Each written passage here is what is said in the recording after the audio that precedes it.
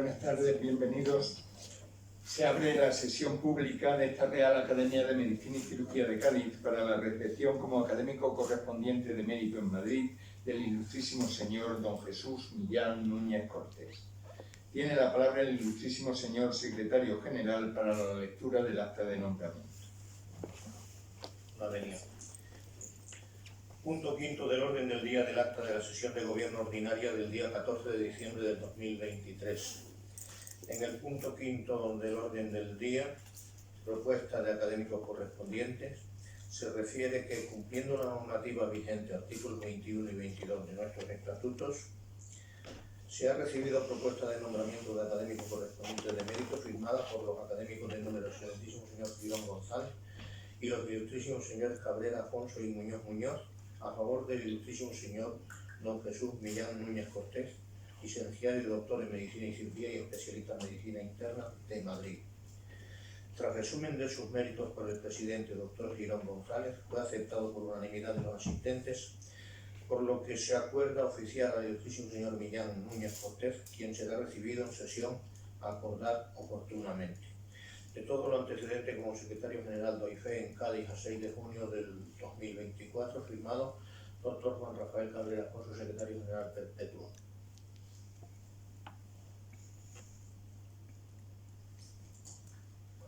Muchas gracias, profesor Cabrera.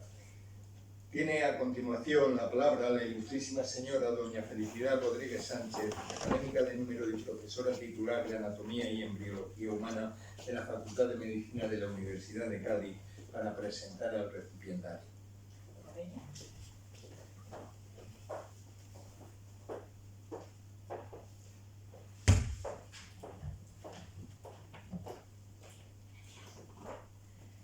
Excelentísimo señor presidente, excelentísimos y ilustrísimos académicos, señoras y señores, pocas cosas pueden ser más gratas para mí que el estar hoy aquí en este histórico Salón de Grados de la Facultad de Medicina, heredera del Real Colegio de Cirugía, esa institución que revolucionó la docencia médica y quirúrgica de la época, y cuyo 275 aniversario celebramos recientemente, y hacerlo para encargarme de la presentación como académico de mérito de nuestra institución de una figura clave en la educación médica de nuestros días, el excelentísimo señor don Jesús Millán Núñez Cortés.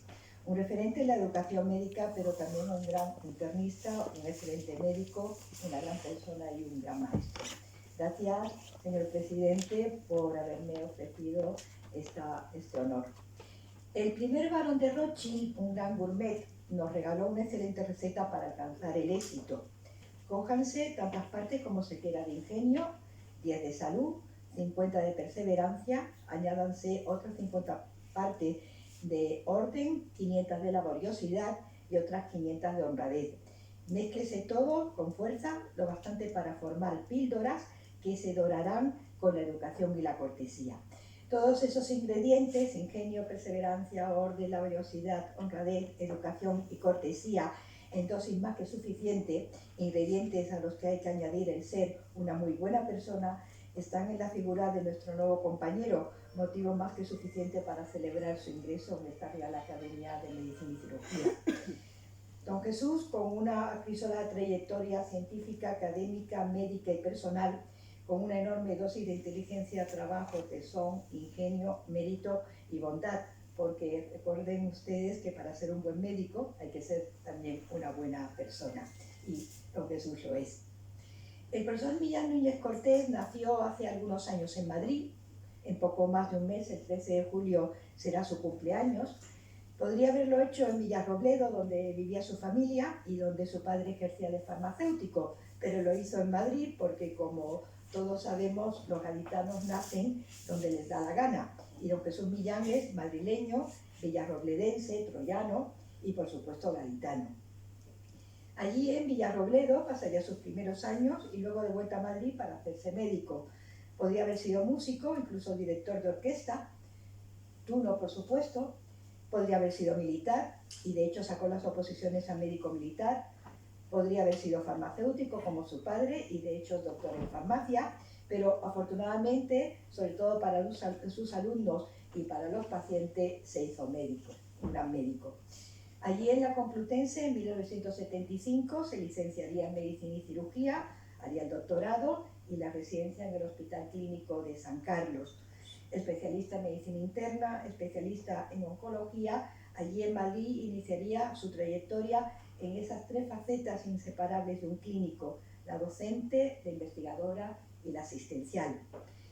Enumerar los méritos que en esa triple dimensión médica acumula el profesor Millán es tarea harto difícil por su extensión, que haría que al enumerarlas no se pasen por tiempo la facultad sin tener la oportunidad de oírlo, difícil por su altísimo nivel y porque resulta complicado exponer de manera separada lo que son desempeños médicos, el de la docencia, el de la investigación y el de la asistencia, que son inseparables entre sí. No obstante, haré el intento. El doctor Millán, que también es fellow del American College y del Royal College of Physicians, llegó a Cádiz en 1982 a su Facultad de Medicina y al Hospital de Mora como profesor adjunto del Departamento de Medicina Interna, como jefe de sección y luego de servicio del Hospital de Mora y ya posteriormente como jefe de servicio del Hospital Universitario de Puerto Real con su plaza vinculada. Aquí en Cádiz ganaría el concurso de oposición nacional como catedrático de Medicina Interna y aquí daría esos primeros pasos como catedrático, donde también sería director del Departamento de Medicina de la joven Universidad de Cádiz. En septiembre del 2002 ganaría la plaza de catedrático de Medicina Interna de la Complutense, lo que no significa que se olvidara de Cádiz, a donde vuelve continuamente porque también aquí tiene su casa, nunca ha dejado de tenerla. En fin, catedrático de Medicina Interna de la Complutense y jefe de servicio de Medicina Interna del Hospital General Universitario Gregorio Marañón hasta su muy reciente jubilación en 2001, siendo hoy catedrático emérito y continuando como tal su labor docente e investigadora.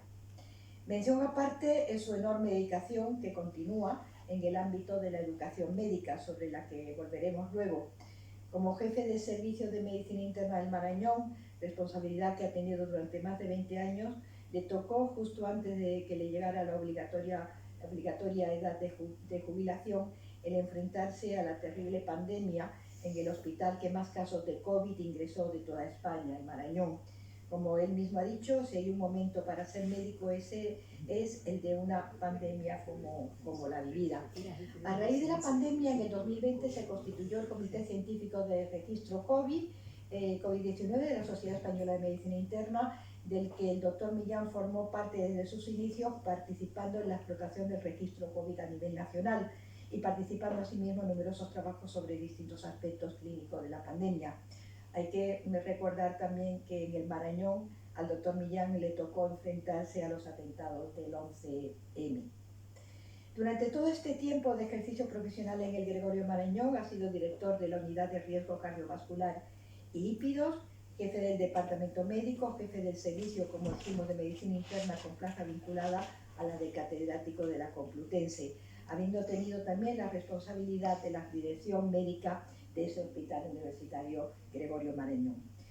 Una dedicación a la asistencia que, junto a la actividad investigadora y docente desarrollada, le hizo merecedor del Premio Nacional Medicina Siglo XXI en el año 2018. En el ámbito investigador, su línea de trabajo con varias estancias en el Reino Unido se han centrado fundamentalmente en marcadores biológicos, especialmente marcadores tumorales, en alfa-1 antitricina y sistemas proteasas antiproteasa y, por supuesto, en arteriosclerosis y sus factores de riesgo, con especial dedicación a la dislipemia y al riesgo residual cardiovascular.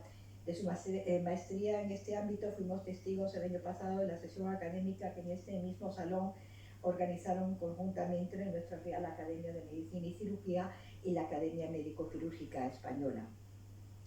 Líder de un gran número de proyectos de investigación financiados y ganados en régimen competitivo que se han traducido en más de 400 artículos científicos nacionales e internacionales, la mayoría de ellos en revistas indexadas y con elevado factor de impacto.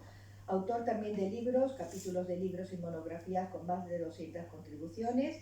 En su haber también más de 500 comunicaciones científicas en congresos nacionales y más de 300 en congresos internacionales, así como participante como ponente en más de 400 sesiones científicas, sin olvidar la dirección de 97 tesis doctorales.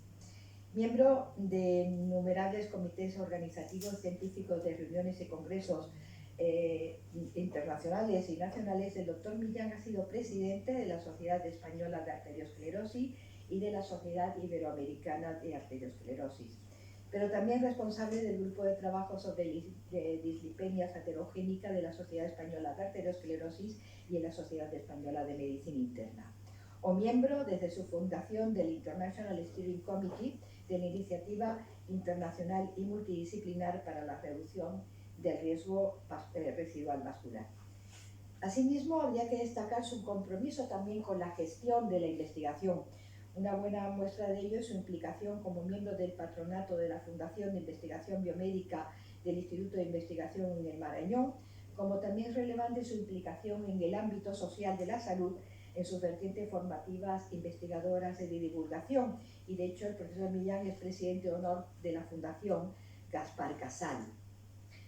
Receptor merecidísimo de numerosos premios, el doctor Millán es también un protagonista activo en el ámbito de las academias y reales academias, siendo académico de número de la Real Academia de Medicina de Castilla-La Mancha y académico y secretario general, con todo el trabajo que eso implica, como bien sabe nuestro compañero el doctor Cabrera, de la Academia Médico-Quirúrgica Española. Y qué decir de la docencia, una labor que el doctor Millán ha desarrollado de manera inseparable de esa labor asistencial e investigadora, una docencia a la que se consagró desde que era un muy joven residente y luego ya como ayudante, adjunto y catedrático, que tiene todos los tramos posibles de mérito docente, como no podía ser de otra manera, porque como él mismo ha señalado alguna vez, enseñar medicina es mucho más que impartir conocimiento, supone también entrenar en habilidades y sobre todo aportar valores como la empatía, la comprensión, el trabajo en equipo, el altruismo o el saber hablar y comportarse. Una dedicación docente que también ha extendido a los aspectos organizativos y de coordinación, tanto en el hospital como en la universidad. Jefe de estudio de la Facultad de Medicina en su etapa gaditana y posteriormente en la formación sanitaria especializada como jefe de estudios de posgrado y presidente de la Comisión de Docencia del Marañón, responsable del programa de doctorado en el Departamento de Medicina de la Complutense y vicedecano de Innovación Educativa de la UCM, de su Facultad de Medicina, hasta su reciente jubilación. Pero más allá de eso, el profesor Millán es hoy el referente nacional de la educación médica en nuestro país, a la que desde su jubilación en la universidad y en el hospital dedica aún más si cabe todos sus esfuerzos. La educación médica como ciencia, la ciencia de formar a los futuros médicos incorporando las mejores evidencias como él mismo la define. Fue el primer responsable del área de formación en la agencia La Enmentralgo de la Consejería de Sanidad de la Comunidad de Madrid tras su creación, presidente de la Sociedad Española de Educación Médica, de la que sigue siendo un miembro muy activo de su Junta de Gobierno, como también sigue trabajando como coordinador del Foro Iberoamericano de Educación Médica. Editor jefe de la revista internacional Educación Médica de Elsevier, sigue desarrollando también su responsabilidad como director de la Cátedra Extraordinaria de Educación Médica de la Complutense y de la Fundación LII, incluyendo a la publicación de una línea editorial específica y habiendo publicado 7 libros: Mapa de competencias de la Facultad de Medicina del UCM, Métodos de evaluación objetiva, Evaluación de la práctica clínica, Ser médico, los valores de una profesión, Medicina interna, su papel educacional en medicina o Estándares para la enseñanza de la medicina. Pero también la serie de guiones, 12 guías hasta ahora, para la práctica clínica, unas guías de apoyo a la enseñanza-aprendizaje de la práctica clínica y de la adquisición de competencias clínicas. Al profesor Millán le debemos también en este ámbito los encuentros anuales de educación médica que se celebran en el Escorial, abordando temas como enseñar a ser médico, por dónde innovar en la enseñanza de la medicina, la evaluación del médico, el hospital como centro de enseñanza o un largo etcétera. Y ahí también le demos, en el marco de la cátedra, la convocatoria anual desde el 2008 de los Premios Nacionales de Educación Médica en sus 3 categorías: pregrado, posgrado y mejor práctica docente, en este último caso a propuesta de las delegaciones de alumnos de las facultades de medicina.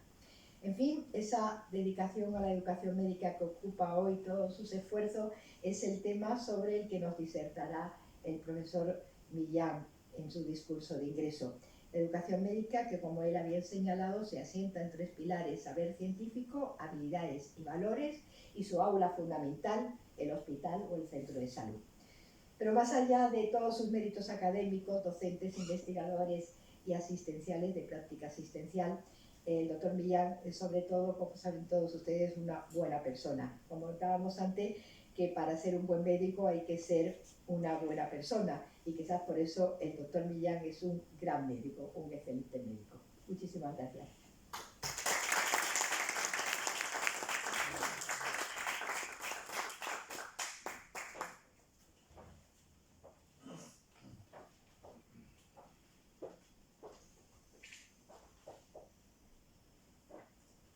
Muchas gracias, profesora Rodríguez Sánchez. Tiene a continuación la palabra el ilustrísimo señor don Jesús Millán Núñez Cortés para leer su discurso de ingreso sobre medicina y educación médica, una visión desde la medicina interna.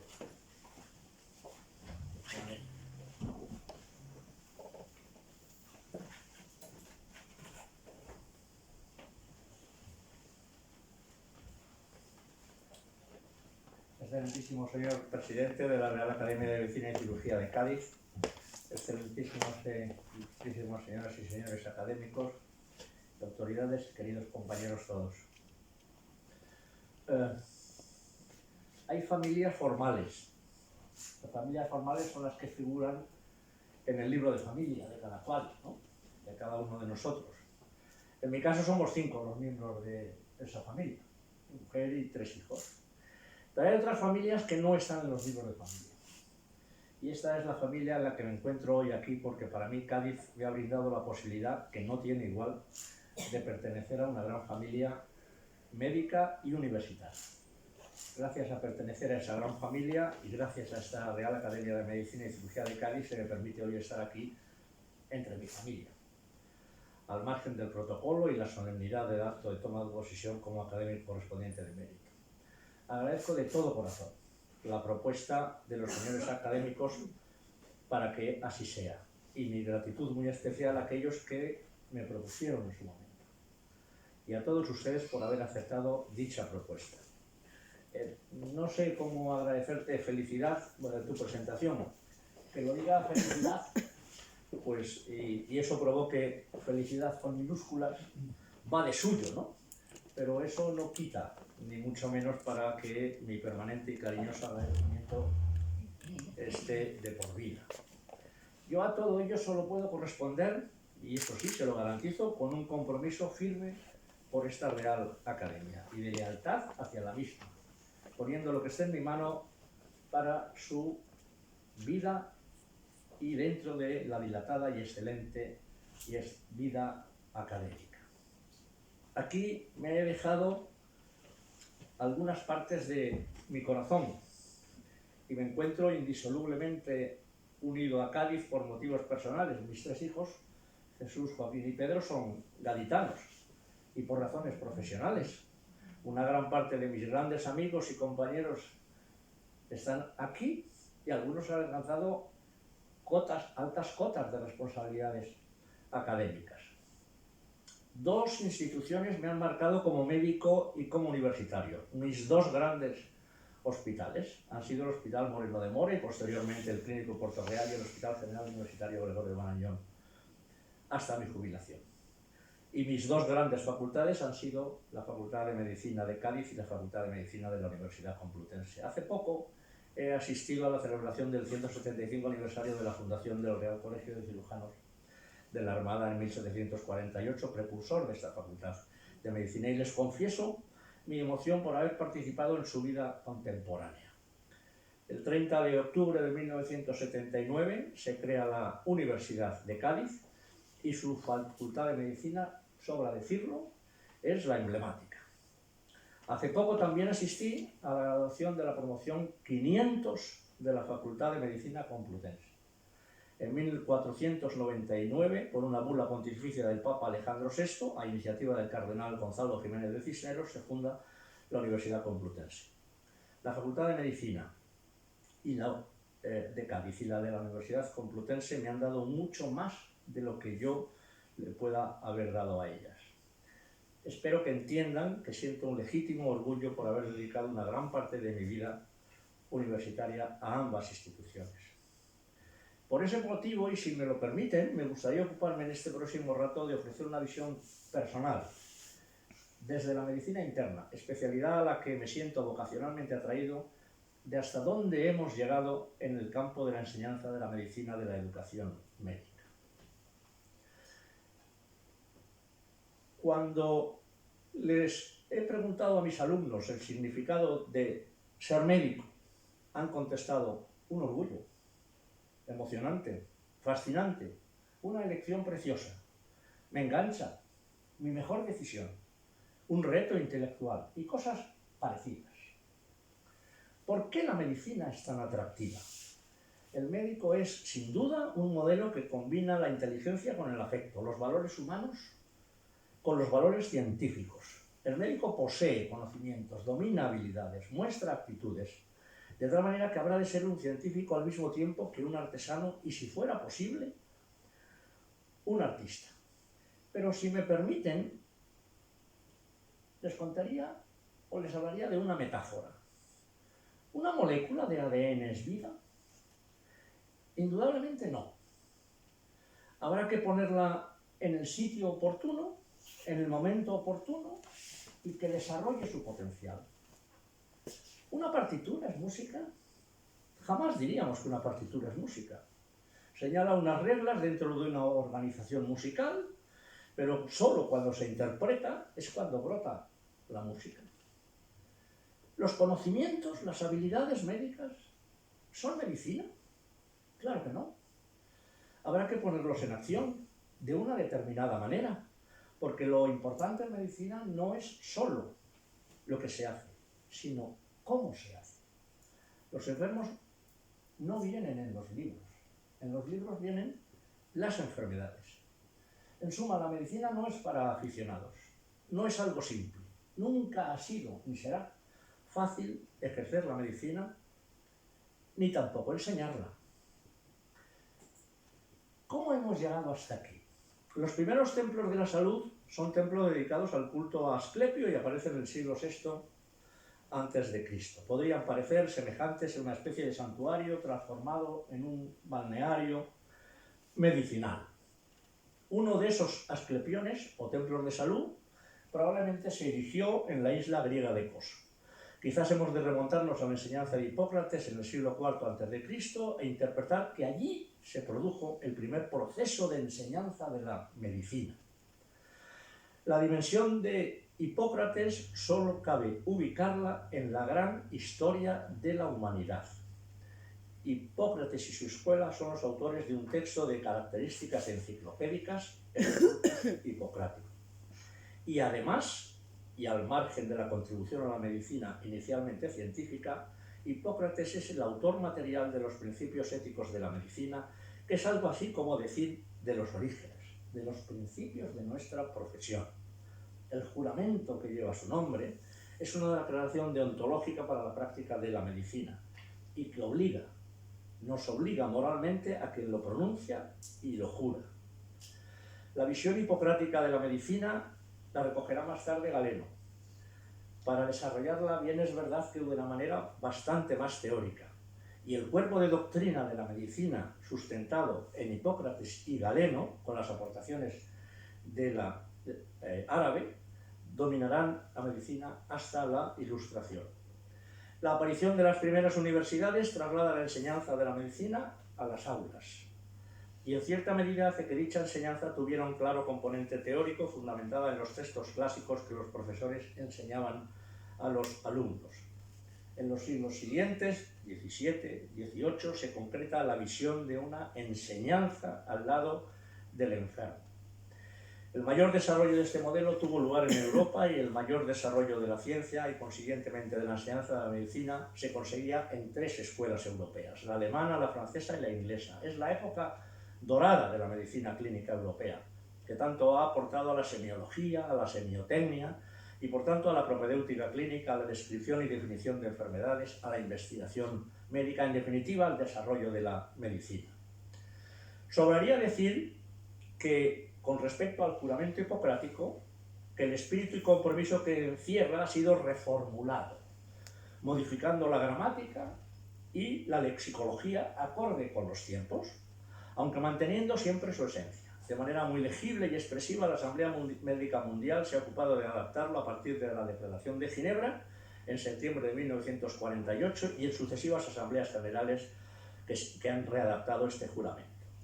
El American College of Physicians, junto con el American Board of Internal Medicine, a comienzos del presente siglo, 2002, establecen los principios, responsabilidades y compromisos de un juramento hipocrático en el siglo XXI y que no son otros que aquellos que sustentan el profesionalismo médico. En el tramo final del siglo XIX y principios del siglo XX se produce un giro copernicano en el modelo de enseñar y practicar la medicina y la enseñanza de la medicina. Surge una figura de enorme relevancia como impulsora de todo ello y aún hoy nos referimos a la medicina osleriana como un modelo de ser médico y de enseñar medicina. Es por eso que entenderán que para quien les habla, un internista y profesor de medicina, siempre ha intrigado la figura y la personalidad de William Osler. Desde luego, en su biografía se atisba la educación médica moderna y la defensa a ultranza de una educación médica al lado del enfermo. William Osler nace el 12 de junio de 1849, debió pasar por varias instituciones para su educación hasta llegar a la Universidad del Trinity College en Toronto y la Escuela Médica de la Universidad de McGill en Montreal, donde obtuvo el título de doctor en medicina y máster en cirugía a los 22 años. Una vez graduado, decide viajar a Europa en 1873. Conoció el Hospital Charité en Berlín, el mayor hospital universitario de Alemania, y el Instituto Patológico del polifacético médico creador de la patología celular, Rudolf Virchow, quien le impactó profundamente. Y en Viena, el enorme Hospital General, donde frecuentó a otro famoso patólogo, von Rokitansky. En 1874 retornó a Montreal y se transformó en profesor en los institutos de medicina de la Universidad McGill desde 1874 a 1884. Adquirió un creciente prestigio por la manera de enseñar medicina. La mayoría de las clases las daba ante la cama del enfermo en el hospital o ante los cadáveres durante las autopsias. Regresa a Europa, a las clases de Virchow, al apogeo de la bacteriología en manos de Robert Koch, que en los 2 últimos años había descubierto el bacilo tuberculoso y el virión colérico. Pasa de Alemania a Londres y es entrevistado en Londres por Silas Wade Milched, uno de los próceres de la medicina de Filadelfia y Estados Unidos, que buscaba un profesor para la Facultad de Medicina de Pensilvania, que junto con la de Harvard entonces eran las más prestigiosas escuelas del país. Tras la entrevista, Mitchell no tiene dudas. Aconseja la designación de Osler y lo eligen para la cátedra de Clínica Médica. Desde 1884 hasta 1889 fue profesor en Filadelfia. Después de estar 2 años en Filadelfia, visitó el campus de la futura Universidad Johns Hopkins en Baltimore. Aquello le deslumbró y cuando le ofrecieron la jefatura médica de ese hospital no dudó en aceptarla. Tenía 39 años.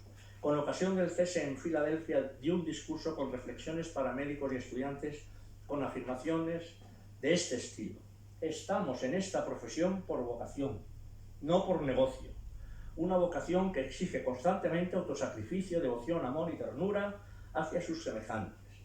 Los pacientes de hospital deben ser tratados como seres humanos y no como casos interesantes.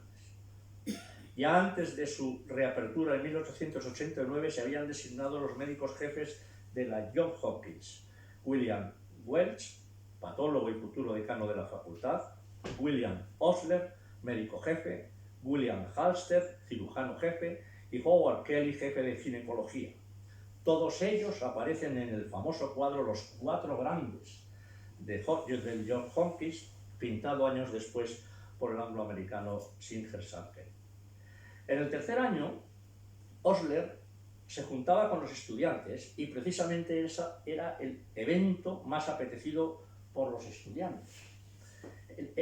sus clases de observación.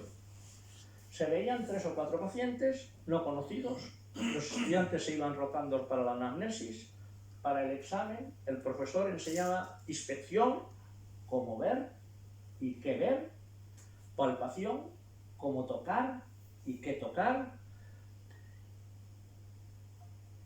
y auscultación, y sobre todo reflexión, sin llegar necesariamente a un diagnóstico especialmente virtuoso. Osler se ufanaba de haber llevado a los Estados Unidos este método natural de enseñar medicina. Se ha repetido muchas veces una frase suya, que quería como epitafio. No deseo otro epitafio que la afirmación de que yo enseñé a los estudiantes de medicina en las salas del hospital. En 1903, en una conferencia en Toronto, a sus estudiantes le dice: hay una palabra escasa en tamaño, enorme en significado, piedra de toque del progreso y medida del éxito. Una palabra mágica: el trabajo. El destino cambió la trayectoria de Osler. En 1904 el incendio de Baltimore destruye 70 manzanas y entre ellas muchas del Hospital Johns Hopkins. Por lo que cuando en julio de ese 1904 se ofrece a Osler la cátedra de medicina de la Facultad de Medicina de Oxford con el título de profesor regius, o sea, directamente designado por el rey, acepta el cargo. El 4 de agosto de 1914 el Imperio Británico entró en guerra.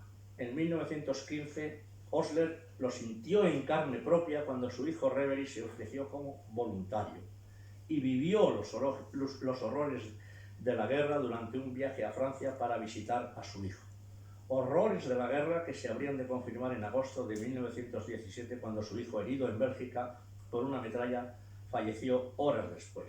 El fin de la guerra, el 11 de noviembre de 1918, encontró a Osler ocupado asistiendo a heridos de guerra y enfermos de la epidemia de influenza, demostrando que, a pesar de lo vivido, no había perdido su fe en la ciencia. En octubre de 1919 desarrolló una enfermedad pulmonar, según su propio diagnóstico, una bronconeumonía leve, pero en noviembre se complicó con un derrame pleural. Falleció en la tarde del 29 de diciembre de 1919. Se hizo la autopsia, tal y como él había solicitado, y que demostró un empiema por hemófilos influenzae vinculado a bronconeumonía con formación de múltiples abscesos. Quienes ejercemos y enseñamos la profesión médica en países cuya medicina dio sus primeros pasos mirando a Francia, Alemania o Inglaterra, debemos admitir que Osler nos ha dejado un admirable ejemplo, el de una vida de dedicación plena, casi obsesiva, al ejercicio y docencia de la medicina desde lo mejor, desde una medicina enseñanza sin vanidad, respetando al estudiante y al paciente. En sus clases, Osler insistía una y otra vez en que el médico trata a una persona con una enfermedad, como lo expresaba en uno de sus aforismos. El buen médico trata la enfermedad, el gran médico trata a un paciente con la enfermedad. De forma coetánea, a principios del siglo XX, se produce un hecho fundamental también en Estados Unidos y que va a contribuir a cambiar la educación médica en ese país. En 1910 se publica el denominado Informe Flexner, que constituyó una declaración que va a suponer un revulsivo con vistas a alcanzar un nuevo modelo curricular basado en lo que se pretende que sea un médico, poniendo énfasis en lo atrasado que resultaba una formación excesivamente teórica y memorística con escaso componente práctico. Una gran parte de los grandes avances en educación médica durante el siglo XX estuvieron además determinados por otros grandes innovadores. A mediados del siglo 1948, en la Universidad de Cleveland, el nuevo decano, profesor Ham, se formula algunas preguntas clave. ¿Por qué separamos la estructura de la función? Aún más, ¿por qué separamos la estructura macroscópica, la anatomía, de la microscópica, la histología, y de la molecular, la bioquímica? Y desde el punto de vista del estudio del enfermo y de las enfermedades, ¿por qué separamos la fisiología de la fisiopatología y esta de las manifestaciones clínicas de la enfermedad y su diagnóstico? Surge así un nuevo modelo curricular donde los aparatos y sistemas se estudian unitariamente como una asignatura. Es el inicio de lo que hoy entendemos como enseñanza integral.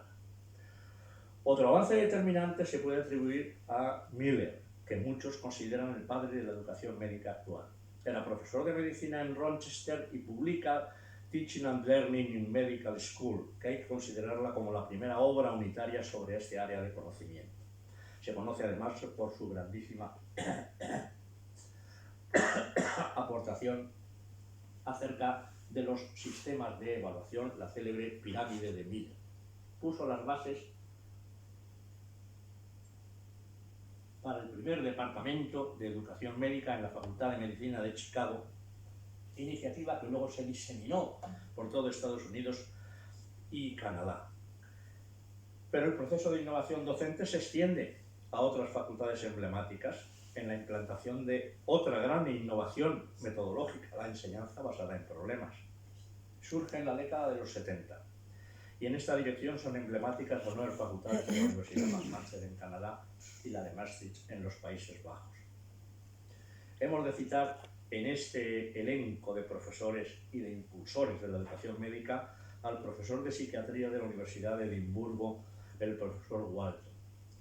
Su impulso fue decisivo en la fundación en 1972 de la Association for Medical Education in Europe, de la AIM, una sociedad científica que se ha transformado en un referente por su solvencia internacional. El mismo profesor Walton promueve años después la Federación Mundial para la Educación Médica. Finalmente, cubriendo una gran etapa en los últimos lustros, ha surgido la figura del profesor Harden, sin ninguna duda uno de los principales expertos en educación médica a nivel mundial, con titánicas aportaciones innovadoras. Figura gigantesca por su liderazgo internacional de la educación médica desde la Unidad de Educación Médica de la Facultad de Medicina de la Universidad de Dundee. Grandes aportaciones suyas han sido la evaluación clínica objetiva estructurada, la ECOE, la escalera de la integración curricular, el modelo SPICE de excelencia en educación médica, la iniciativa MEME para la identificación e implantación de las mejores evidencias en educación médica. En 1988 se publica la Declaración de Edimburgo que marcará el futuro de la educación médica en los años siguientes y se produce un cambio fundamental de paradigma en la educación médica con el desarrollo generalizado de una educación médica basada en competencias. En junio de 1999 se funda el Institute for International Medical Education, dirigido por el profesor Andrzej Wojda de Varsovia, que realiza un excelente trabajo definiendo los requisitos globales mínimos esenciales para los programas de educación médica. Se presentan en 2001 y muchos de nuestros planes de estudio actuales tienen precisamente esa base. Quizás faltaba en este momento la definición de estándares educativos y de un sistema de acreditación internacionalmente aceptado. De esto se va a ocupar la World Federation ya en este siglo, en la Conferencia Internacional sobre Educación Médica, estándares globales en educación médica para una mejor atención sanitaria, celebrada en Copenhague con sucesivas ediciones. Todos estos movimientos son particularmente importantes porque son los que van a adoptar muy pocos años después en Europa como base para el proceso de Bolonia al que ya nos hemos sumado en el siglo XXI. El antecedente remoto de la Declaración de Bolonia de 1999 es una reunión que tiene lugar en la Sorbona en mayo de 1998, donde los ministros encargados de la educación superior en Francia, Alemania, Italia y Reino Unido firman un documento sobre cómo armonizar la estructura educativa para un espacio europeo de enseñanza o de educación superior. Más recientemente, en 2022, la Comisión Europea, a través de un documento que define una estrategia europea para las universidades, ha ofrecido un comunicado señalando a las universidades como un hecho claramente distintivo del estilo de vida de Europa. El sector de la educación superior es clave en la identidad europea y al mismo tiempo Europa necesita más que nunca la contribución de las universidades a su desarrollo en un mundo cambiante con grandes retos por delante. Desde finales del siglo XIX y principios del XX, la situación de la educación médica en España tenía un gran componente teórico y retórico, en un mundo dominado por el academicismo universitario más tradicional. Excluimos de esta visión pesimista figuras como el profesor Santiago Ramón y Cajal, que a su paso por las universidades de Zaragoza y Complutense de Madrid implantó la cultura de la investigación, del trabajo y del estudio. También la del profesor Juan Negrín, catedrático de Fisiología en la Universidad Complutense, que reorganizó el currículo preclínico de acuerdo con los avances científicos de la época. Pero como señalaba el profesor don Teófilo Hernando en un informe sobre la enseñanza de la medicina en España publicado en 1934, la situación de la educación médica en España era muy pobre. Unos 30 años más tarde, otro catedrático de fisiología de la Universidad Complutense, el profesor Antonio Gallego, publicó en el Journal of Medical Education, hoy Academic Medicine, 2 artículos sobre la situación médica en España a la luz de las grandes innovaciones que ya se veían venir y de que algunas de ellas ya se encontraban implantadas, pero es verdad que todas ellas fuera de nuestro país. Parece que eso le sirvió para diseñar un nuevo currículo, que por cierto conozco muy bien, porque lo he seguido los pocos años que duró. Aportaba novedades, enseñanza cuatrimestral, integración de conocimientos, aumentaba la enseñanza práctica, proponía una evaluación continua, pero una vez puesta en marcha, los profesores y los alumnos lo rechazaron con firmeza. Una huelga en la que yo participé mantuvo la Facultad de Medicina de la Universidad Complutense cerrada todo un curso con pérdida de ese curso. La experiencia duró exactamente 3 años. Los profesores Gallego y Segovia de Arana fueron determinantes para la creación de la Sociedad Española de Educación Médica en 1971. Años más tarde se introduce el numerus clausus y algunas novedades en el currículum de 2 nuevas facultades que surgen con una visión influenciada por la realidad de la educación médica, las facultades de Medicina de las Universidades Autónomas de Madrid y de Barcelona, bajo el impulso de los profesores José María Segovia y Alberto Oriol respectivamente. A partir de 1990, las diferentes facultades de medicina españolas fueron adaptando de forma progresiva sus planes de estudio, dejando atrás un encorsetado plan de estudios de casi 25 años antes. Pero cuando las facultades no se han repuesto del todo de este lento cambio que tiene lugar en la década de los años 90 del siglo XX, se inicia el proceso de Bolonia en los primeros años del siglo XXI con otro lento proceso de adaptación. Algunas facultades han aprovechado la oportunidad para realizar un diseño curricular más innovador, con estructura curricular más novedosa, metodológicamente más avanzada y centrado más en los resultados del aprendizaje. Pero en otros casos, yo honestamente creo que hay que reconocer que se ha perdido una oportunidad. También es honesto señalar que, considerado globalmente el cambio, hemos ido en una dirección que nos permite alinearnos más con las tendencias modernas, porque esta incursión en el campo de la educación médica nos ha familiarizado, siquiera se ha familiarizado, con aspectos que hasta ahora no estaban en nuestra agenda. La planificación curricular, la educación basada en resultados, la evaluación objetiva y estructurada, la enseñanza del profesionalismo, los escenarios educativos distintos, el uso de la simulación, los sistemas de acreditación, etc. Dos son los aspectos, a mi juicio, que singularizan la visión de un internista sobre la educación médica. El primero de ellos es que se trata de una enseñanza en un entorno singular, la clínica. Y el segundo se deriva del anterior. Las competencias que el estudiante debe adquirir son precisamente las relacionadas con la clínica. Para que la formación clínica sea adecuada se deben cumplir algunos requisitos fundamentales. Que el número de estudiantes sea el apropiado a las posibilidades docentes. Que los estudiantes se integren verdaderamente en las actividades clínicas. Que los dispositivos asistenciales en los que se integren tengan auténticamente un carácter universitario más allá de la simple denominación. Que el entorno clínico en que se desarrolle goce de ciertas cualidades que permitan una formación apropiada y correcta. Aspecto este en el que son determinantes las condiciones en las que se realiza la docencia y las cualidades del profesorado clínico. El aprendizaje se produce en un entorno real, a tiempo real y en un clima de actividad cotidiana. Esta es la ventaja del entorno clínico para el aprendizaje de la medicina. Los profesores tienen una función dual, indisolublemente complementaria: asistir y enseñar. Todo ello al margen de la labor investigadora propia de la institución académica o sanitaria. Esto significa que frecuentemente la enseñanza, la asistencia, se realizan en el mismo momento, en un mismo acto, simultáneamente diríamos. Y aunque la inmensa mayoría de los médicos se encuentran más que bien preparados para las funciones asistenciales, no todos hemos tenido o han tenido preparación y experiencia previas en las funciones docentes. Como docente se precisa, sin ningún género de dudas, adquisición de competencias o habilidades docentes, lo mismo que los médicos adquieren competencias o habilidades técnicas profesionales. Máxime cuando los métodos de enseñanza y aprendizaje han sufrido avances tan notables y la enseñanza se ha orientado cada vez más hacia el estudiante que hacia el profesor. Y no podemos olvidar que el profesor ocupa uno de los vértices de la tríada académica. Los otros dos los ocupan el estudiante y el paciente. Y este es el núcleo de la enseñanza de la medicina. Es el hábitat natural de la enseñanza de la medicina. Y es el hábitat natural de la medicina interna.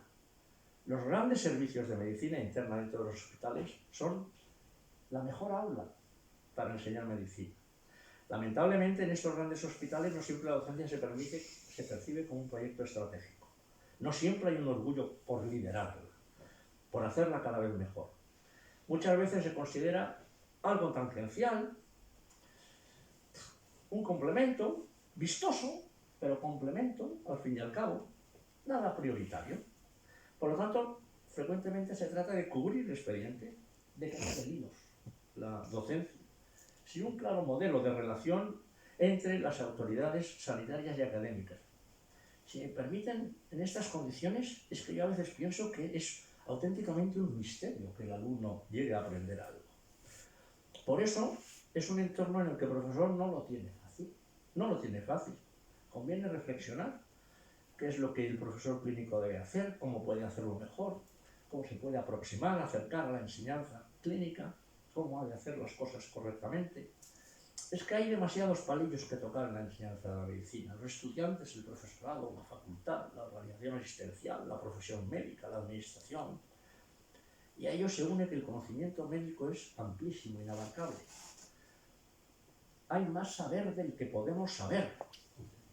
Y sin embargo, es verdad que lo que no se aprende no se puede ejercer como profesión. Es un dilema, ¿no? Tradicionalmente, la enseñanza de la medicina era un apilamiento de conocimientos. Ciencias básicas, clínicas, patología del niño, del adulto, procedimientos médicos, procedimientos quirúrgicos, ciertas habilidades. Todo parece que lo aprendíamos por separado, cuando en realidad un buen profesional es aquel que demuestra ser capaz de armonizar sus conocimientos y sus habilidades con su actitud frente a los problemas de la profesión. Por lo tanto, tendrán que ser capaces de usar habitualmente y de forma juiciosa todo junto, los conocimientos, las habilidades, el razonamiento, las emociones, los valores, en beneficio del individuo y de la sociedad. Un plan de estudios nucleado alrededor de la enseñanza de las competencias clínicas ha de considerar tres aspectos. La definición, cómo vamos a enseñarlas y cómo vamos a evaluar su adquisición. Por tanto, una primera pregunta sería, ¿pero qué se espera que aprendan los estudiantes? ¿6.000 posibles diagnósticos?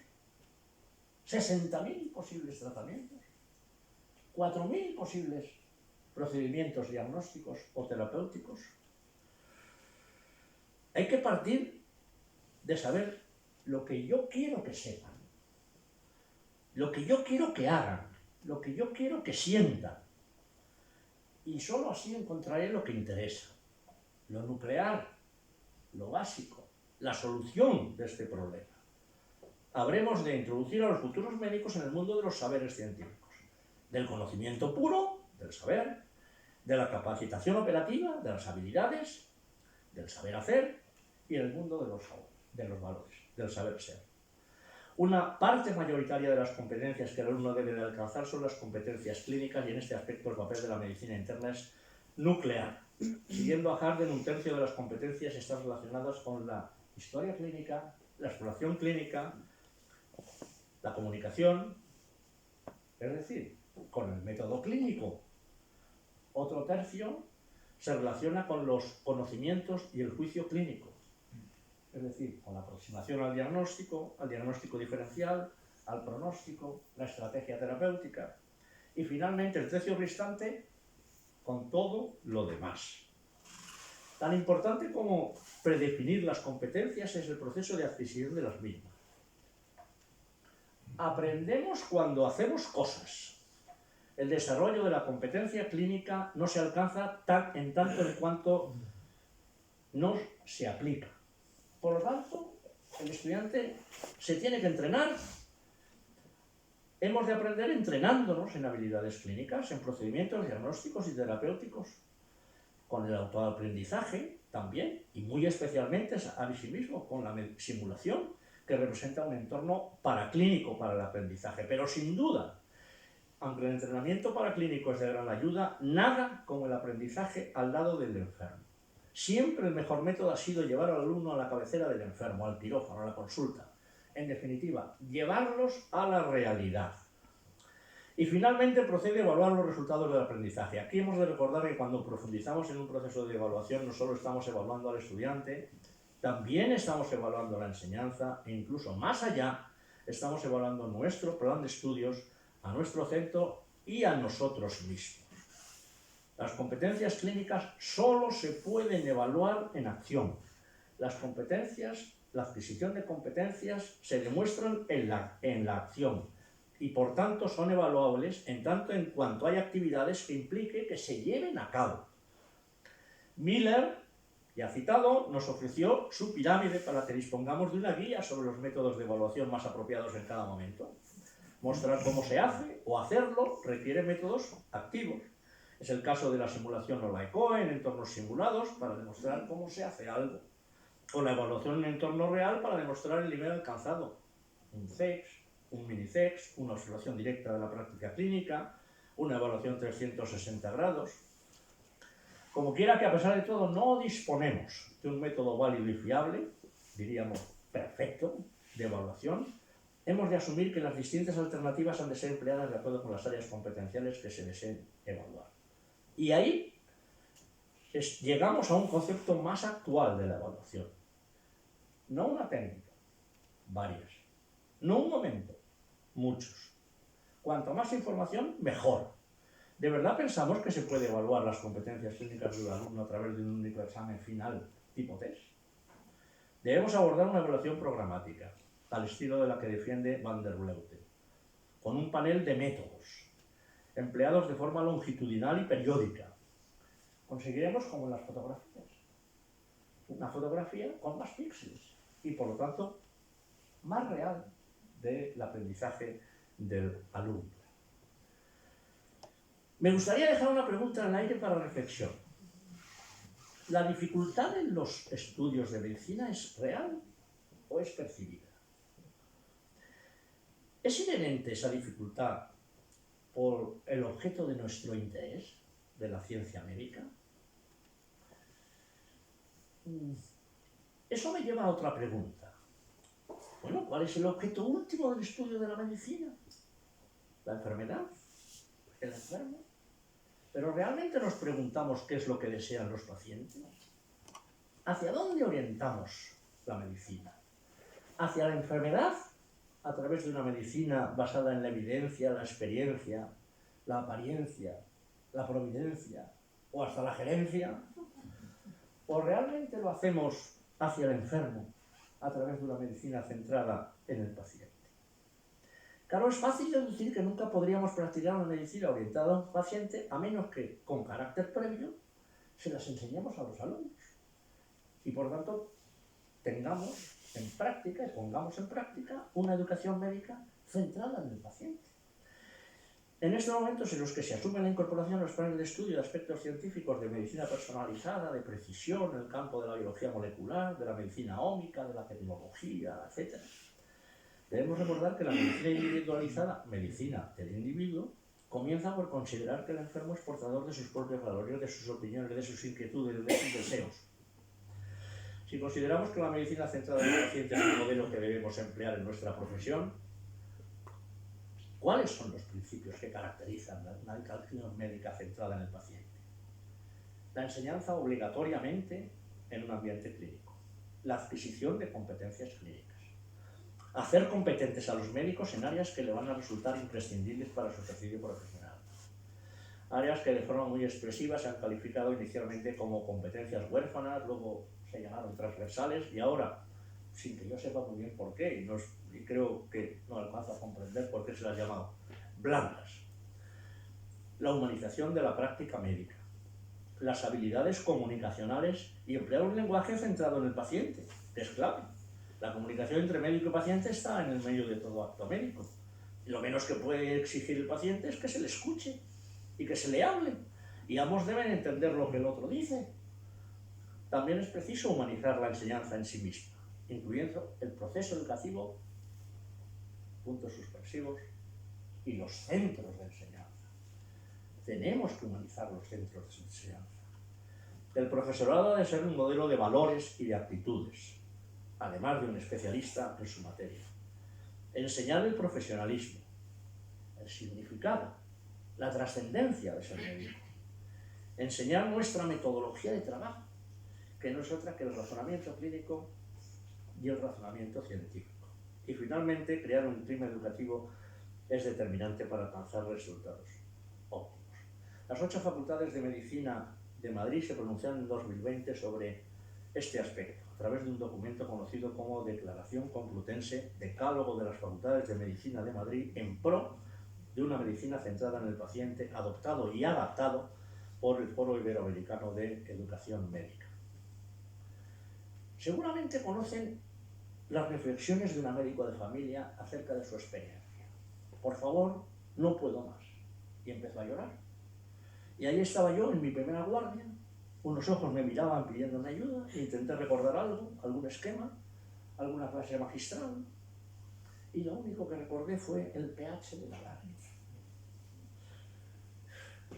Su conclusión: se olvidaron de decirme lo más importante, que a veces una sonrisa es analgésica y que el efecto es dosis dependiente y no tiene techo, que una mano en el hombro es el mejor antihistamínico contra la duda, que llamar a la gente por su nombre es la benzodiazepina de inicio más corto y de semivida más larga.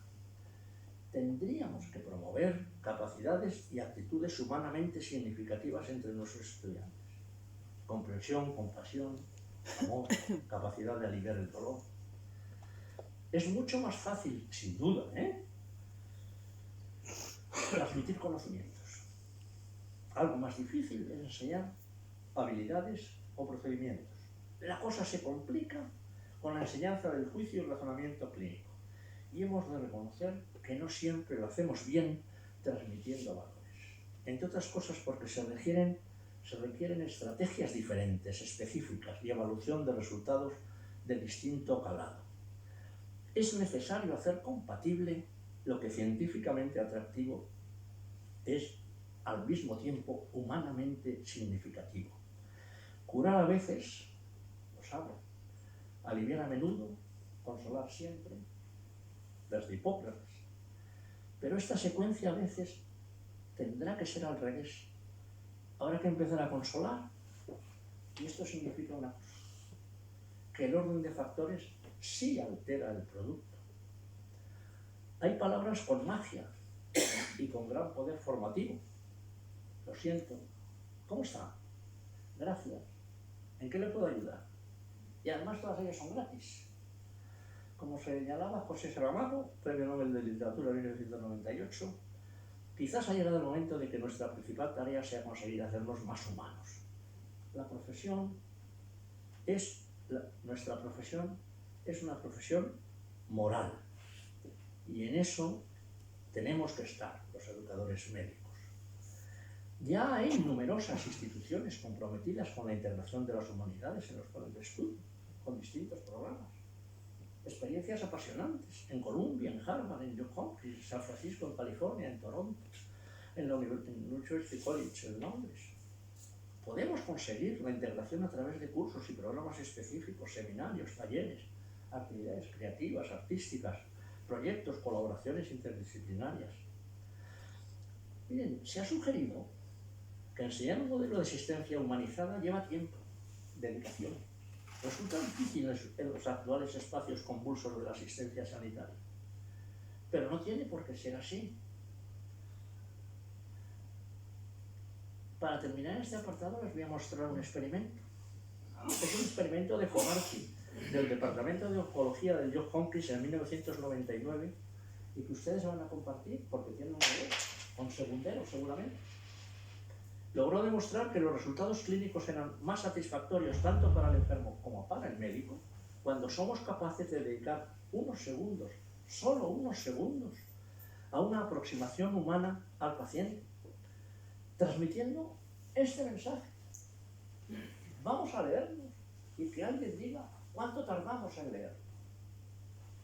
Soy consciente de que esta es una experiencia dura para usted y quiero que sepa que estoy aquí para ayudarle. Algunas de las cosas que ahora le diré tal vez le resulten difíciles de entender, así que quiero que se sienta con la libertad de interrumpirme si hay algo que le parece confuso o que no comprende. Estamos juntos en esto y le acompañaré durante todo el proceso. Pero, ¿cuánto hemos tardado? ¿30 segundos? ¿40 segundos? Claramente el orden de factores sí que altera el producto. El profesor es un elemento decisivo para el aprendizaje, pero enseñar es algo más que dar clase. No siempre se ha prestado suficiente atención a los roles del profesor y al impacto que los cambios en la educación médica han tenido tanto en el profesor como en las funciones que ha de desempeñar. Claro, un buen profesor es casi una especie de joya del Neoceno, por las características y peculiaridades que se supone que lo deben adornar. Enseña a aprender, enseña normas, sobre todo enseña modo y estilo. Los alumnos siguen los modelos que ven en la práctica, y no lo que les contamos en una clase magistral. El profesor, por lo tanto, no es la guinda del pastel. El profesor es el pastel en sí mismo, como bien dice Harden. Pero claro, sus funciones son más propias de un educador. La situación actual es que un profesor de clínica suele disponer de un mayor bagaje profesional en su especialidad que en los aspectos docentes, de tal manera que suele destacar sus habilidades como clínico y frecuentemente superan con creces sus habilidades como educador médico. Los tradicionales 12 roles del profesor, descritos por Harden y Crosby, parecen tener un alto eco entre el estamento docente. En nuestro medio le otorgamos enorme importancia a cada una de las funciones, muy notable. Pero no sabemos si las damos en la práctica. Seguramente no sabemos más la teoría que la práctica. Y por lo tanto no las llevamos a la práctica, no las ejercemos esas funciones. Ha de llevar a la práctica sus funciones, muchas de las cuales no se improvisan, requieren formación previa, porque son más propias de un educador médico que de un clínico. Por tanto, el educador clínico ha de estar provisto de una pericia médica, pero también de una pericia educativa. Es verdad que la tecnología es inevitable e imprescindible, pero como medio, como ayuda, no como objetivo.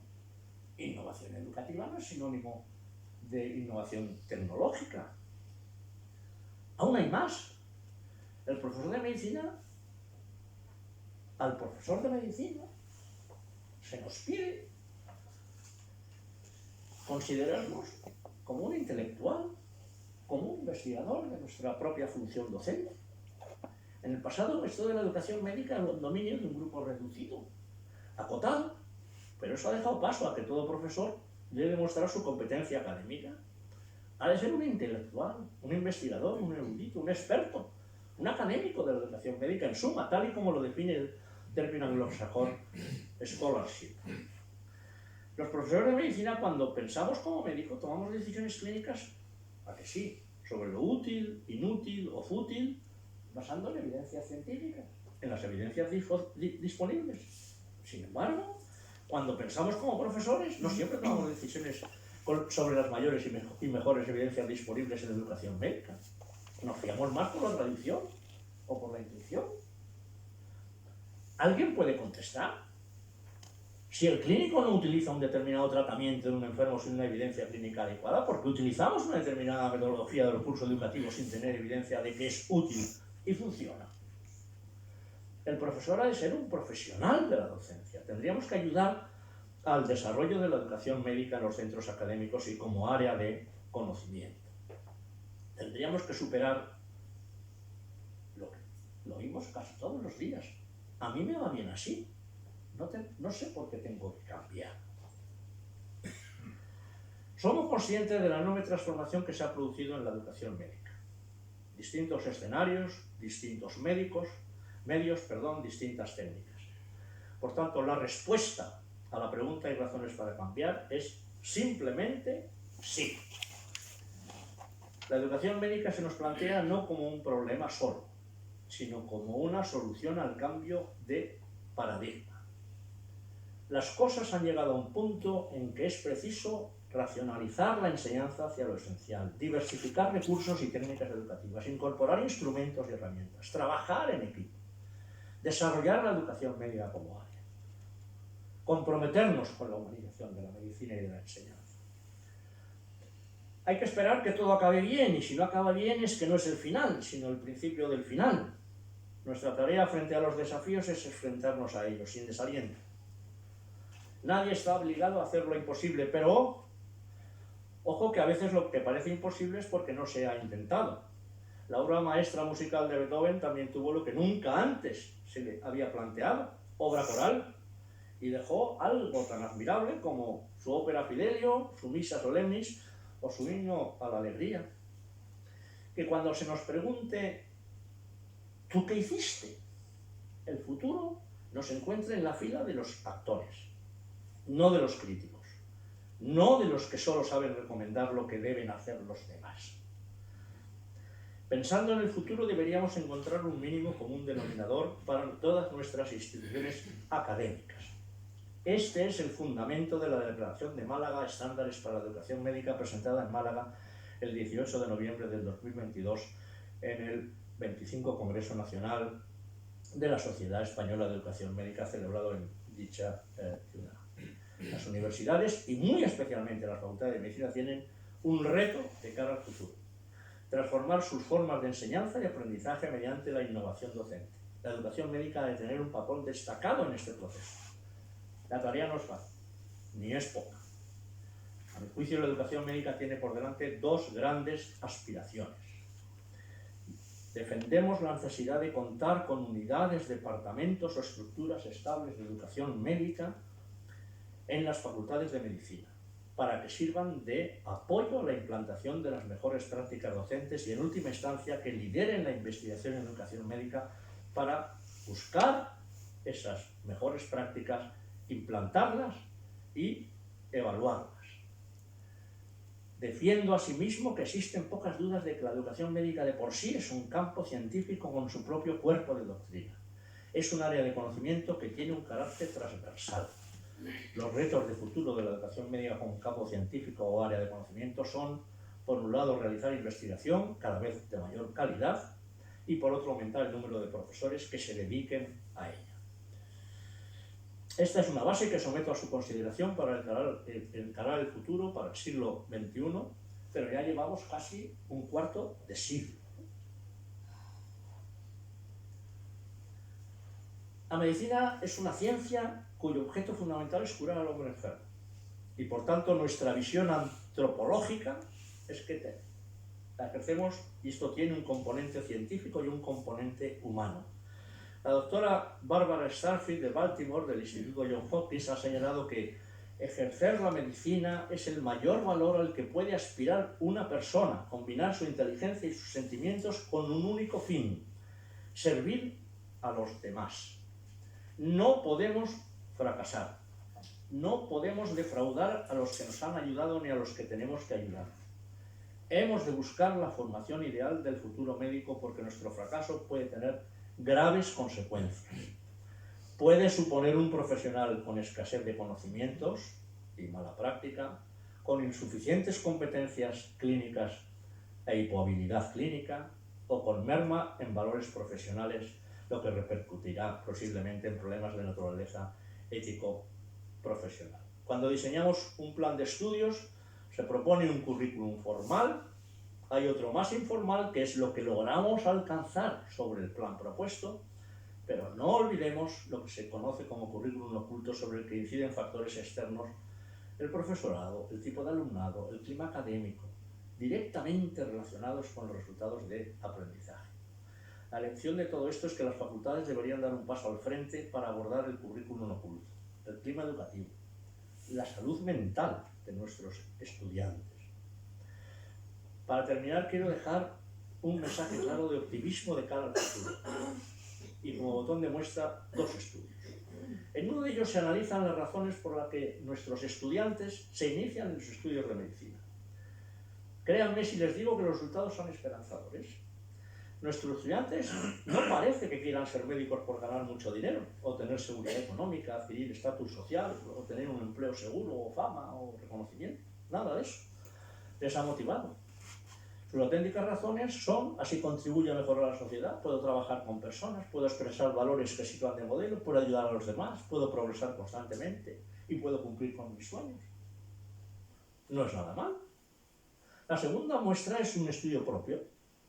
En nuestra experiencia es posible detectar los valores personales del estudiante y conocerlos mejor. En el proyecto Vademeca, Valores del Médico y su Carácter, que realizamos en colaboración con la Facultad de Psicología, hemos podido identificar los valores de los futuros médicos, comparando estudiantes del último curso con otros de diferentes grados, ciencias económicas, psicología o una ingeniería técnica, y destacan de forma significativa aquellas fortalezas más focalizadas en los demás que en uno mismo: la gratitud, el amor, la movilidad, la equidad, la autenticidad. Las principales virtudes diferenciales en los estudiantes de medicina resultaron ser la prudencia, la humanidad, el autocontrol, la capacidad de perdonar, todas ellas que se pueden agrupar alrededor de lo que consideramos templanza, una virtud que, no me negarán, el médico necesita a altas dosis. Hay, por lo tanto, razones para el optimismo. Y ellos son los que tienen ese futuro. Hemos de confiar en lo que nos sigue, porque hay que enseñarles que así se empieza, pero así se termina. Y esto se lo tenemos que transmitir también a los alumnos. Me viene finalmente la imagen de la escultura conocida vulgarmente como el relevo de la antorcha, el caballo, la antorcha, los portadores de la antorcha, de múltiples maneras. Una enorme escultura en plena ciudad universitaria de la Universidad Complutense de Madrid, delante de la Facultad de Medicina. Más allá de los valores escultóricos, muy notables por la composición y magnitud, representa valores intrínsecamente unidos al mundo académico y que tiene una preciosa historia. El día 29 de diciembre de 1953 se publica en el diario ABC una entrevista que realiza José María Mazas a la escultora estadounidense Anna Hyatt Huntington. En dicha entrevista, la escultora le cuenta que está terminando una obra llamada La Antorcha, que había iniciado 3 años atrás, en 1950, y que su deseo es que llegara a representar un homenaje a la civilización occidental, al mantenimiento de la tradición, a la transmisión de conocimientos. Un año después, la autora de la escultura, esposa de Archer Milton Huntington, fundador de la Sociedad Hispánica de América, decide donar la obra a la ciudad de Madrid y se coloca en la universidad, institución que representa tales fines. Fue inaugurado el monumento el 15 de mayo del 55 en presencia del matrimonio.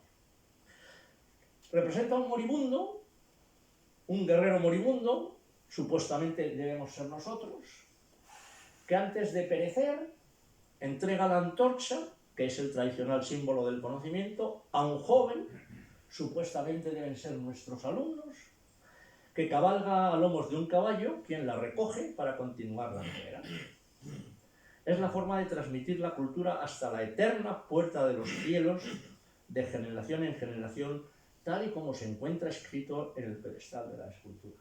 Un gran amigo mío, ya jubilado también, decía, pues no sé yo si soy el moribundo o soy el joven. Yo creo que soy el caballo. Ya, la contribución de cada uno de nosotros puede parecer pequeña, pero no es insignificante. Nuestra dimensión temporal de lo que se nos pide también es pequeña si lo analizamos desde ciertas perspectivas. Los geólogos suelen realizar el ejercicio de reducir la edad de la Tierra a 1 año. y les daré algunos datos que se deducen de ese ejercicio. Si consideramos que en el primer milisegundo del día 1 de enero se forma la Tierra, es solo el 15 de diciembre de ese mismo año cuando hubieran aparecido los dinosaurios y el 26 de diciembre cuando hubieran desaparecido. A las 6 de la tarde del día 31 de diciembre es cuando aparecen los homínidos. Y es en el último minuto del año cuando se producen todos los acontecimientos que nos son más familiares. A las 23 horas 59 minutos 50 segundos del 31 de diciembre es el momento del Imperio Romano. A las 23 horas 59 minutos 52 segundos es la vida de Jesús de Nazaret. A las 23 horas 59 minutos 57 segundos Colón descubre América. Y a las 23 horas 59 minutos 59 segundos, es decir, en el último segundo del año, es cuando se descubre a través de los trabajos sobre ácidos nucleicos el secreto de la vida. Bueno, en consecuencia, por si tienen curiosidad, les diré que esta sesión ha tenido lugar en la última fracción de 8 por 10 elevado a la menos 7 del último segundo del año. La Real Academia de Medicina y Cirugía de Cádiz, fundada en 1931, tiene como lema Ars cum natura saluten conspirat, el arte colaborando con la naturaleza en pro de la salud. Dedicar nuestra vida a apoyar con el conocimiento esta colaboración de la naturaleza y el arte es una misión muy noble, y dedicar esfuerzos a la formación de los que nos van a seguir para que sean mejores que nosotros en esta misión es muy elogiable. Nuestra vida tiene mucho de misterio y luchamos por esclarecerlo. Con nuestro cerebro, con esos 80.000 millones de neuronas que se hablan entre sí, podemos comprender mejor las crueles enfermedades del hombre. Pero no comprenderemos nunca las devastadoras enfermedades de la sociedad, el odio o la guerra. Ojalá que ese esfuerzo sirva para alcanzar un mundo más agradable para el hombre, más agradable de lo que ahora mismo resulta. Muchas gracias nuevamente por todo y por siempre. He dicho.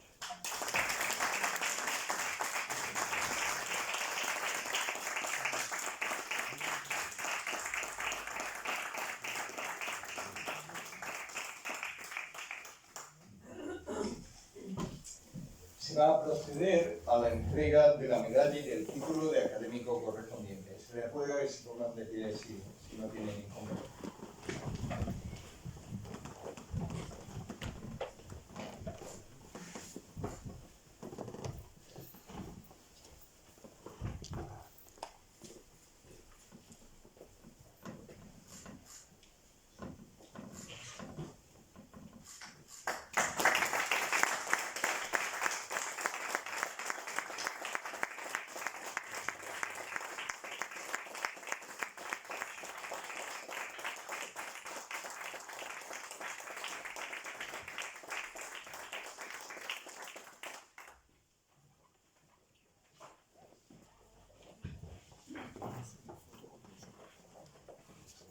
Jesús Millán Núñez Cortés se incorpora hoy a nuestra academia.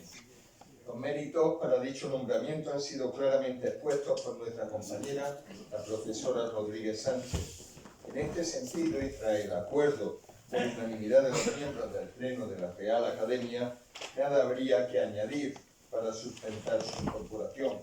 De modo que, aunque como presidente me correspondería un discurso institucional de cierre, les pido que acepten mi visión personal sobre el nuevo recipiendario. En la oposición que me permitió incorporarme a la Universidad de Cádiz, año 1991, el profesor Millán no formaba parte del tribunal de la misma. Hacía como presidente su maestro, el profesor Serra. Pero en la comida que siguió a la misma se incorporó nuestro nuevo académico. Y en ella recogí con satisfacción su bienvenida de veras al Departamento de Medicina. Para alguien que viene de fuera, sin conocidos en la institución ni en la ciudad, era de agradecer aquella buena acogida. En años sucesivos me ayudó en la docencia que debíamos impartir como departamento y me produjo envidia. Destaco, para que ustedes lo entiendan, una opinión que era voz populi entre los alumnos de esta Facultad de Medicina. De las clases del profesor Millán se sale con la lección aprendida. y esto muchos años antes de que tuviera presencia potente en la educación médica española, como hemos escuchado. Incluso estuvimos a punto de realizar una labor investigadora compartida. El profesor Millán mudó su despacho a la Universidad Complutense. Le seguía a través de publicaciones y ocasionalmente de encuentros. De este periodo destacaré algunos aspectos que me parecen dignos de reseñar. Desde sus inicios, Jesús Millán ha defendido el aprendizaje de la medicina en el entorno clínico, entre otros motivos por la motivación especial que supone el contacto con el enfermo para el alumno. Y su defensa ha tenido un correlato teórico, basado en sus publicaciones al respecto, y un correlato práctico, basado en la propia enseñanza de la medicina realizada por él a pie de campo, tanto en el Hospital Universitario de Puerto Real como en el Gregorio Marañón. Cuando le concedieron el premio Medicina Siglo XXI en 2018, lo indicaba con una frase que comentaba la doctora Rodríguez Sánchez y que con posterioridad ha incidido sobre ella el profesor Millán. El hospital es el aula natural para enseñar medicina. El doctor Millán ingresó el 28 de junio del 2023 en la Real Academia de Medicina de Castilla-La Mancha. En la entrevista que se le realizaba con este motivo indicaba que enseñar medicina es mucho más que impartir conocimiento, lo han vuelto a oír hoy. Supone también entrenar en habilidades y sobre todo aportar los valores de empatía, comprensión, trabajo en equipo, y en esto quiero incidir, altruismo o saber hablar y comportarse. Ya le han oído hoy, la medicina resulta atractiva porque es una profesión en la que es preciso combinar los conocimientos científicos con los valores humanos, la inteligencia y el afecto. Uno de sus libros, titulado Ser médico, los valores de una profesión, expresa clara y minuciosamente sus pensamientos en este sentido. Jesús Millán ha dado también ejemplo de compromiso. Su labor como presidente de las distintas sociedades científicas o de la agencia LAIN en Tralgo, como presidente de la Sociedad Española de Educación Médica o de la propia revista de Educación Médica, impulsando su idea sobre investigación y enseñanza, así lo atestiguan, pues nada envidiable puesto de director médico del Hospital Universitario Gregorio Marañón en uno de los periodos más duros de la historia reciente. Esta cualidad, el compromiso, forma asimismo parte de aquellas que distinguen a un buen profesor y a un buen médico. Verán, habitualmente cuando uno prepara el discurso de cierre, uno conoce la historia de la persona a la que se va a nombrar académico, pero no conoce los entresijos del discurso que va a pronunciar. Después de oír el discurso del profesor Millán, y obviando un poco lo que había escrito con anterioridad, les diré que otra de las cualidades que me parecen dignas de destacar es el de la reflexión propia, que ha permitido aportarnos todas las ideas a lo largo de la charla que ha pronunciado, y el de obligarnos a la reflexión sobre cómo lo hemos hecho, qué hemos conseguido. Una persona que lleva aquí desde 1991, es duro pensar que se me han pasado muchas cosas que podría haber realizado en el caso de haber reflexionado como el profesor Millán acerca de lo que es la educación médica. En este sentido, y nuevamente a nivel personal, les quiero dar las gracias en ese sentido. Todavía me queda algún tiempo para intentar mejorar.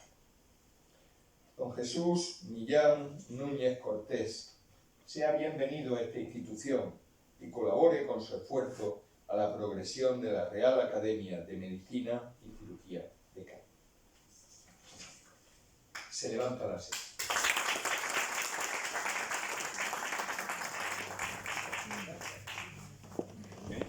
Vamos, ya